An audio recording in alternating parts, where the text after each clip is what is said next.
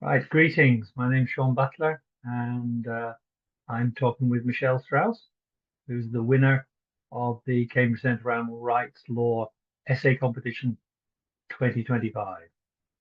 And this is a chance for you to learn a little bit more about Michelle and a little bit more about what she wrote about in her essay. So, Michelle, greetings. Hi, Sean. Thank you Uh, so much for having me.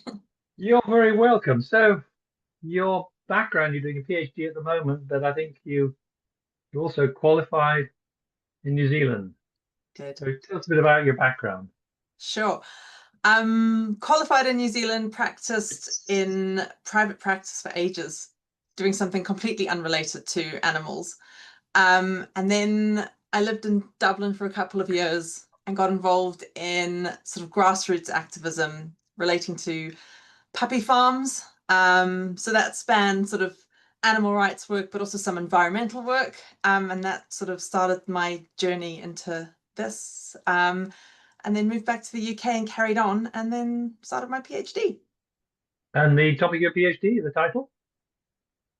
Oh, uh, yet to be decided, but it's something going to be along the lines of how to include non-human perspectives in decision making. Interesting, interesting. So my colleague, Dr. Fowler, just produced a book on constitutionalism and thinking in a less anthropocentric way. So interesting. Oh, that'll be helpful. Okay, so quite a background leading, I guess, to the animal rights, to this essay. Um, Although, of course, rights of nature is often seen as a different sort of narrative to traditional classical animal rights. Classical animal rights focuses on the individual and on sentience as being the criterion, probably the criterion for having rights. Rights of nature takes a very different view. So tell us about that. So perhaps start by saying what animal or what rights of nature is about. Sure. So, rights of nature starts generally from the perspective that all living things matter, irrespective of their sentience or their cognitive capacity, um, and really kind of works to protect the whole. And that is the big difference between rights of nature and animal rights. It's more concerned with groups and systems as opposed to the individual. And of course, rights of nature encompasses things that don't need to be alive. It does. Yeah, I suppose some people may argue that they are alive. Robert McFarlane may say to you that a river is alive. But Right. yeah, but yes, it'll include things like mountains. They in New Zealand, a mountain's been conferred with sort of personhood. So yes, it does. And I guess that's one of also the main distinctions between it and animal rights, is it really blurs that kind of boundary. I mean, some people think the sort of origins of rights of nature are to do with uh, traditional cultures, indigenous peoples protecting something which is perhaps a religious or spiritual value. I can see the logic of that. Um, I suppose it's the idea of extending it to uh, nature as a whole. It's a very intriguing one. Do you Hmm. think it's more than just a mechanism to improve enforcement? Yeah, I think for me it comes down to shifting how we think about animals and nature and humans' part in that.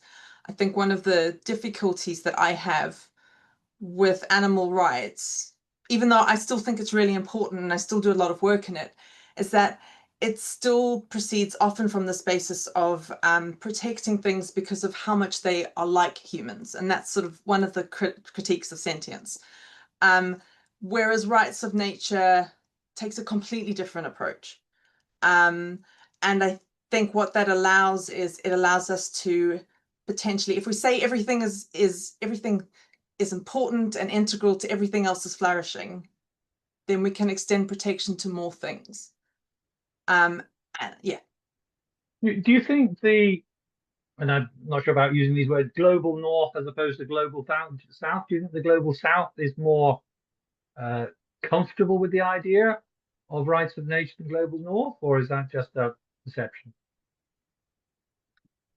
No, I'd say that's right, but I would say that I don't think the two are incompatible. And I think that's where my research in New Zealand has been quite helpful because, that is essentially a colonized country where the dominant culture is basically from the global north, but has now been incorporating rights of nature ideas from the indigenous Maori culture.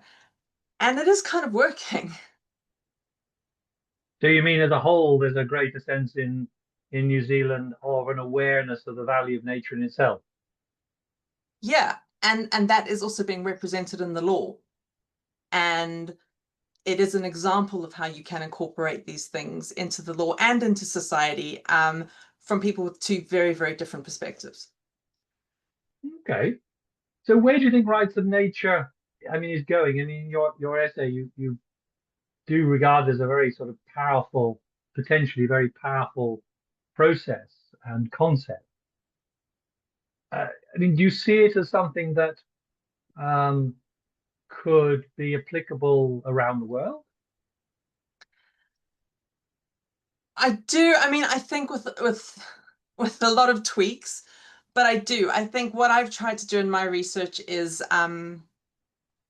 bring out some ideas that from rights of nature approaches that could be replicated across the world and how we include the non-human world in decision making. So I think there's a lot that we can take from that.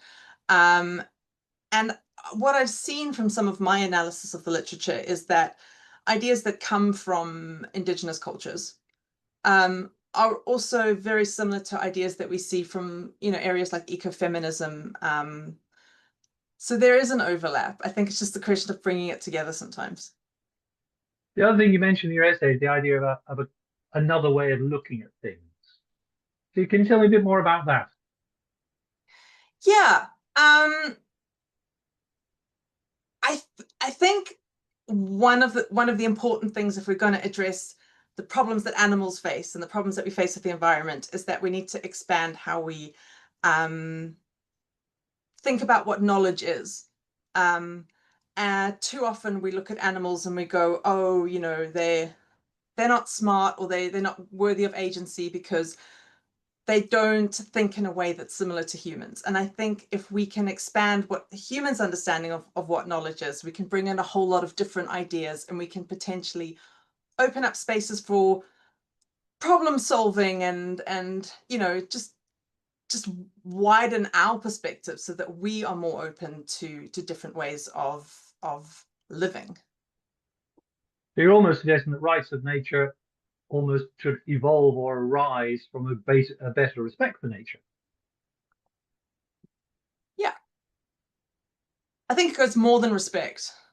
I think it means also recognizing very much that we are part of nature.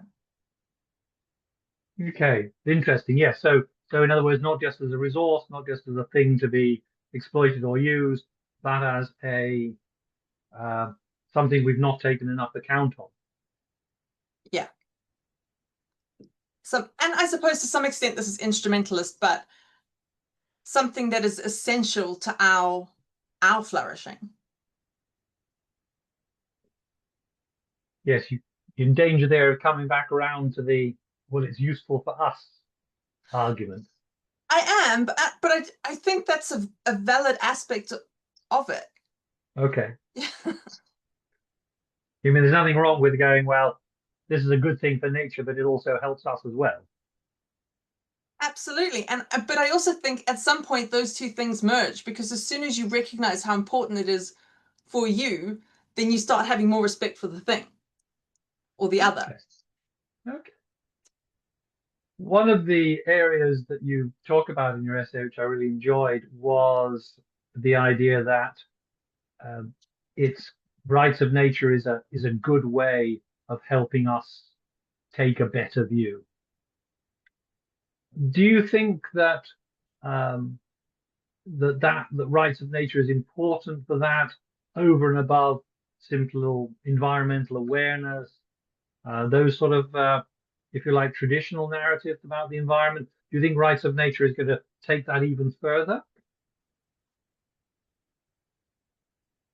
Yeah, I do, and I guess sort of at the risk of repeating myself, I think it's better because it embeds us back into nature.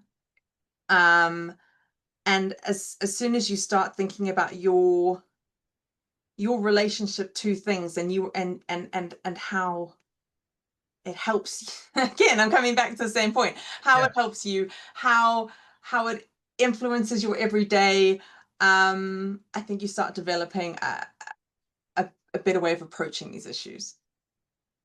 Okay.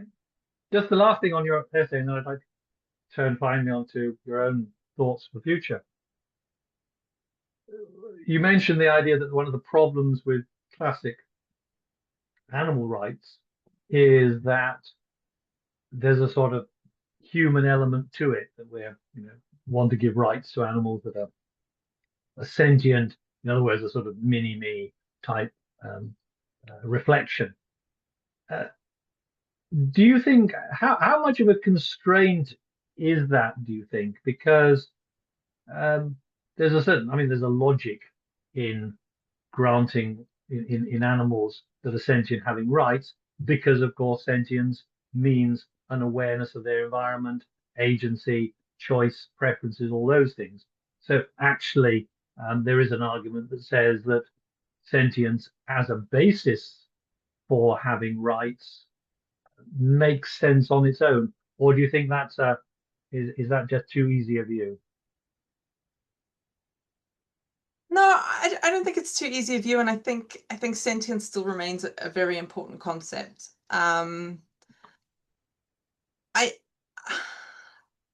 one of my problems with sentience is as the basis on which to decide the extent to which non-humans can be involved in our political spaces, is that everything is decided from a very human construct. So we're going, we have this human political system that says you can only participate if you meet these certain very human requirements. If you don't meet them, then you can't participate, and it almost seems to collapse into itself sometimes. I guess the other thing I worry about is that sentience itself is a very kind of human construct. There are other ways, I think, of being, that may not reflect what sentience is. And I think some of the tests to determine levels of cognition, like the mirror test with chimps, have been, sorry, with people that have been used on chimps, have been shown not to actually be that helpful, because when those same tests were used on humans from different cultures, they didn't produce the same results. So sentience isn't always a fantastic determinant, or our tests to determine sentience aren't always a fantastic way of determining cognition and things like that. Okay. That's very interesting. That's very interesting. So just in the last part, do you have hopes for rights of nature, or classic animal rights um, taking the public imagination, public enthusiasm? How do you think this will evolve? Because it seems to me one of the problems is that, if you like, any of these new ideas may have merit, but they require a public buy-in Mm. in a way that seems quite far away at the moment. How do you see this? How do you see this playing out? I suppose, to put it another way, is there a danger that rights of nature in particular will get locked in to a sort of traditional culture environment, and really we won't be able to take it any further? But where do you see this play? How do you see this play out? I think there's for me, there's two separate threads here. How do I see this play out? I think we have seen a lot about rights of nature recently that hasn't been particularly helpful for animals. And so I do worry a little bit that rights of nature may take over in that respect, and that we don't see animal rights advance in a way that we might like. But I guess the second thread to that is, what I think is incredibly hopeful is if we can use rights of nature and animal rights hopefully a little bit in the way that I've described in my essay, to come together, and we can bring sort of the environmental movement and the animal rights movement together, to drive for some of the same things, because too often I find that these areas are operating in silos. So I think that's sort of what gives me hope, and that's what I would like to try and drive towards. Yeah, interesting. I mean, in a sort of slightly brutal way, of course, you could say, well, the rights of nature have already been successful because some things and animals and rivers and so on have been granted rights. So you might argue that actually rights of nature is already happening. Do you know, in a sense, yes, but when you look at how a lot of these things have been implemented or how they're being enforced, they're not. Or it's very tokenistic. The laws are there, but we're not actually seeing them being enforced in a way that's really giving rights to nature. And I guess that's the other worry, that it's sort of virtue signaling by governments. Yeah, we're doing this, but we're not actually doing it. Well, I was going to say, there's obviously the issue of, is this a sort of tokenism going on? Yeah, and I think there's a lot. I mean, for Oh, well. example, in New Zealand, the Whanganui River has personhood, and it's supposed to be considered an indivisible whole, but the water doesn't form part of that indivisible whole. So it, it's Right. difficult. Yeah. I mean, apart from the philosophical challenge of how can you have a river without water, Yeah. which I'm sure is fascinating. Okay. All right. So, but as I say, at least you seem to have made more progress than we perhaps have in animal rights. So at least there's a start there.